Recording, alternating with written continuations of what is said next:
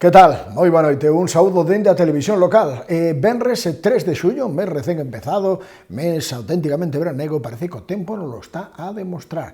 Imos comezar a debullar a información desta xornada a traverso da televisión local de As Pontes. O primeiro que temos contarvos é que temos data para o derrubo das torres da central.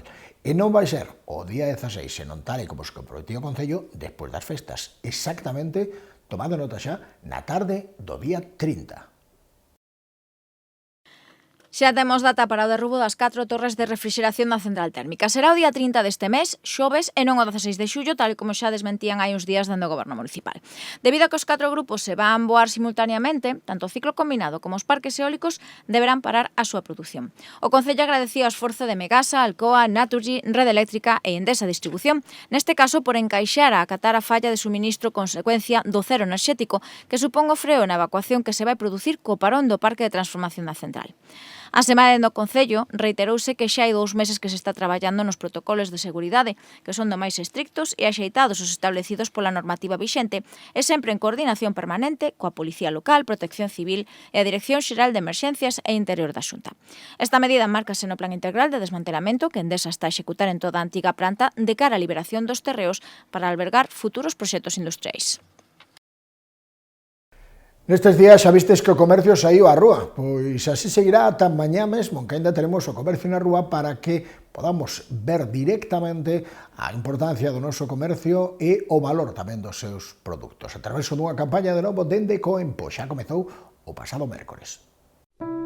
Ben é certo que a beleza está nos ollos de quen a mira, pero de onde nace o orgullo de pertencer?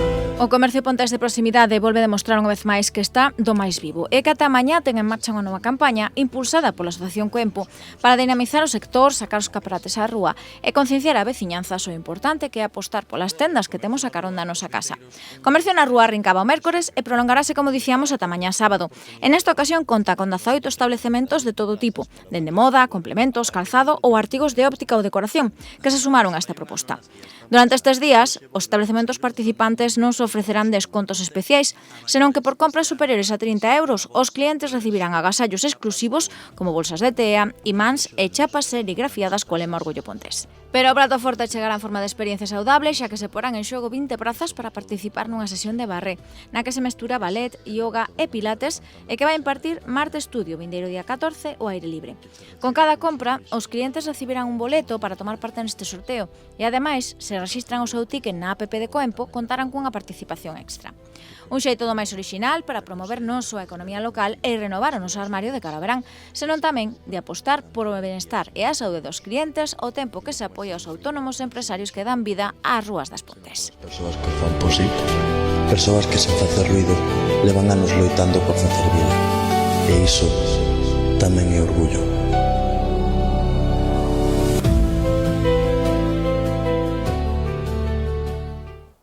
Unha nova iniciativa de integración, de participación, de interculturalidade, pratos con raíz. Ben da man de Euroeme e da Asociación de Veciños das Camperas. Témola mañá. A Asociación Euroeme, co respaldo do cultivo vecinal das Campeiras, vai celebrar mañá no local da Rúa Cobelos a segunda edición da xornada Pratos con Raíz, un encontro cultural e gastronómico intercultural e co que tamén colabora o Concello das Pontes e Cáritas Parroquial. O obxectivo da cita é dar visibilidade á diversidade cultural presente no Concello, empregando a gastronomía para fomentar a integración das persoas migrantes da comarca do Eume e partindo da oportunidade que ofrece o coñecer, degustar e valorar as diferentes cociñas dos países de orixe destas persoas, as súas tradicións culinarias e culturais e ao mesmo tempo promover que estas persoas coñezan algunhas das claves da cultura galega. Os asistentes poderán desfrutar de propostas gastronómicas chegadas de Marrocos, Venezuela, Colombia, Cuba, Brasil, Paquistán, Paraguai ou Portugal, o que se van sumar outro tipo de actividades como tatuaxes de xena, un posto de trenzas ou un obradoiro de deseño e estampación de pañoletas. Ademais, non vai faltar a música, coa actuación en directo do grupo Los Tabernícolas. A convocatoria desenvolverase entre as 11:30 e as 2 da tarde, con entrada e degustación de balde. Iso sí, por cuestións de aforo, agradecese que as persoas que se animen a participar se anoten previamente no 981 44 06 68 ou no email euroeume@euroeume.org. A pontesa Cristina Soto segue amosando a súa arte polo estado adiante, ademais de presenza xa que tivo internacionais. Agora témola en Euskadi. A pontesa Cristina Souto está a triunfar en Vitoria-Gasteiz. Grazas a súa exposición Mirar el agua, esta xove artista forma parte da prestixiosa convocatoria impulsada polo Centro Cultural Montehermoso de Vitoria e a Facultade de Belas Artes da Universidade do País Vasco e que se poderá visitar ata o día 19 de xullo na Sala Jovellanos deste centro cultural. O proxecto afonda de xeito tanto literal como metafórico na auga para empregala como un lenzo unha superficie sensible. Mediante o obxectivo da súa cámara, Souto é capaz de reflectir, distorsionar ou conservar pegadas para invitar a reflexión sobre a memoria, a construcción de relatos e a propia identidade. As imaxes van moito máis alá de simples paisaxes e, segundo o artista, o que se pretende é unir o vivido, o imaginado e o que temos entre os nosos recordos o tempo que se emprega un elemento tan cotián como a auga para transformalo nun espello da propia psicoloxía humana. Souto, licenciada en Belas Artes, xa presentou a súa obra en diferentes festivais galegos como o S8 e Intersección na Coruña, Curtocircuito de Santiago, Novos Cinemas en Pontevedra e en citas internacionais como Intermediaciones en Medellín. Agora súmase esta prestixiosa edición da iniciativa impulsada polo Centro Montehermoso e a Universidade do País Vasco, coa que se busca dotar os novos talentos das ferramentas e o espazo precisos cos que darlles esa necesaria oportunidade para adentrarse no circuito profesional. Unha das referencias, sen dúbida, das festas do Carme. Pode que non sexa das actividades que concitan máis xente, pero, dende logo, sí, das máis veterás. Continúa a cacería do raposo. Ao final, en tempos en que coas novas tecnoloxías xa parece que non habría referencias a eses radioaficionados, aí seguen, con camiño de cumprir, ademais, os 30 anos con esta cita, Cacería do Raposo. A Rúa Ramón Cabanillas acollerá mañá o regreso de todo un clásico da programación das festas do Carme, como é a Cacería do Raposo. Un evento que organiza o Radioclub Eume para os xereiros deste tipo de xogos de busca e localización con emisoras, en que se redita un ano máis na nosa vila con motivo das celebracións patronais. Así as 5 da tarde están congregados e congregadas todos os participantes diante do mercado municipal para tomar parte nesta competición de busca de balizas e onde os máis expelidos a hora de topar os raposos agochados por todo o termo municipal poderán facerse con interesantes agasallos como emisoras, antenas e, por suposto, trofeos. A competición celebra a súa edición número 29 e os interesados en anotarse poden facelo mañá mesmo nas instalacións do Radioclub Eume denantes do inicio da proba. Hai diferentes actividades que van chegando denantes das festas, agora xa así a traverso do programa, porque arrancaba hoxe ese programa que oficialmente as festas arranquen xa co pregón. Si hai actividades, entre as pasamos xa o maratón, temos esta mesma tarde, a estas horas, a presentación de Ume, pero mañá, por exemplo, teremos outro clásico, a Mostra de Corais.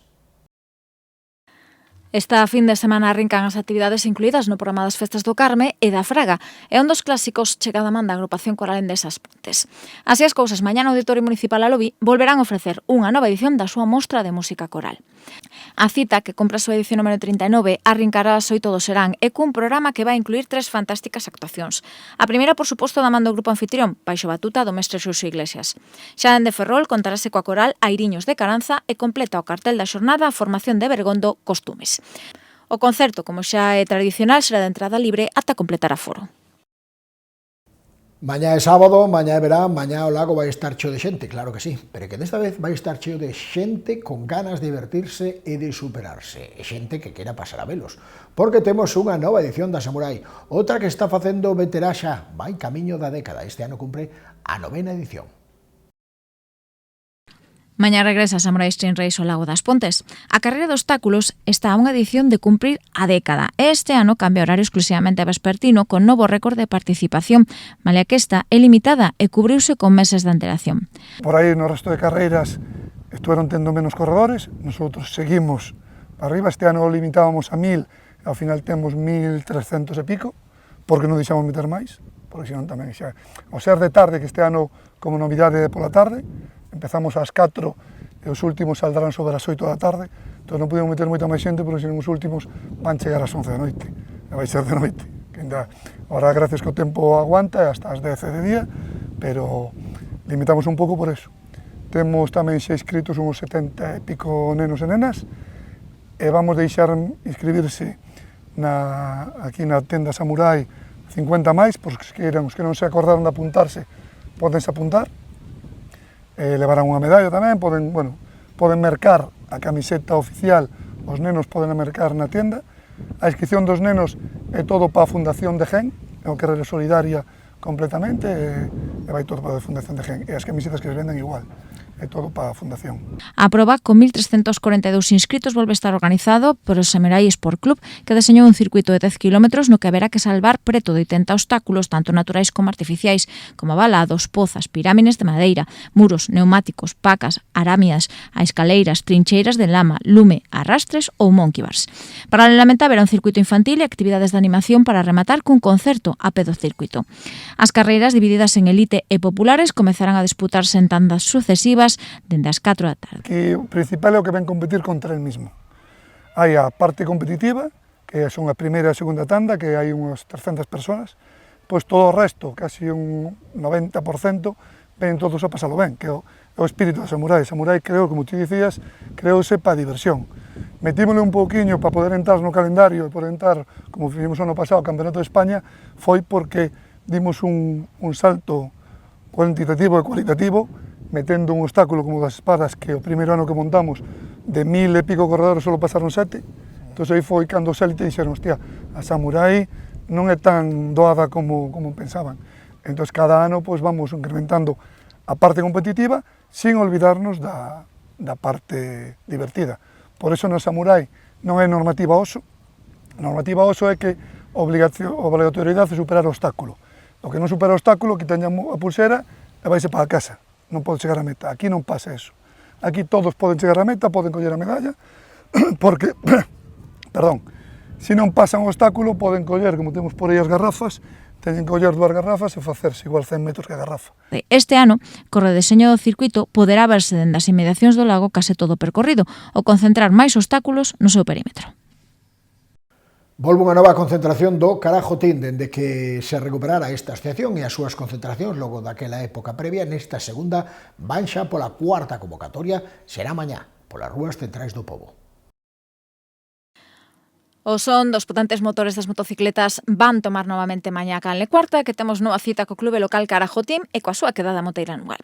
Cuarta ocasión na que o grupo Pontés volve poñer en marcha este tipo de convocatorias e na que unha vez máis se vai contar con multitude de participantes, xereiros das dúas rodas, vidos dende distintos puntos da comarca e incluso de outras provincias, coa fin de desfrutar do motociclismo e de toda a actividade lúdica que se vai desenvolver na xornada de mañá ao redor desta cita. O escenario será canle cuarta, dende as 10 da mañá, cando está previsto que ali se abran as inscripcións. Dende as 10:30 vai ter lugar unha roita que partirá das Pontes e percorrerá varios concellos da contorna. E contra 1 da tarde xa teremos os participantes de regreso para tomar parte nun vermú moteiro.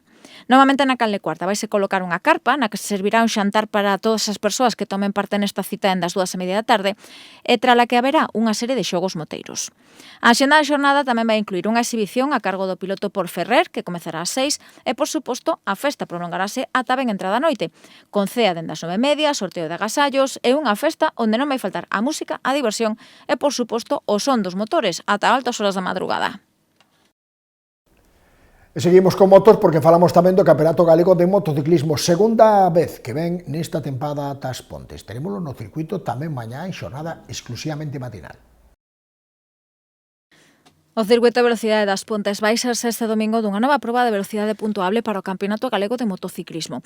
Serán as categorías superseries, clásicas de 2 tempos, superbikes, minimotos e minigp 160 e 100 centímetros cúbicos.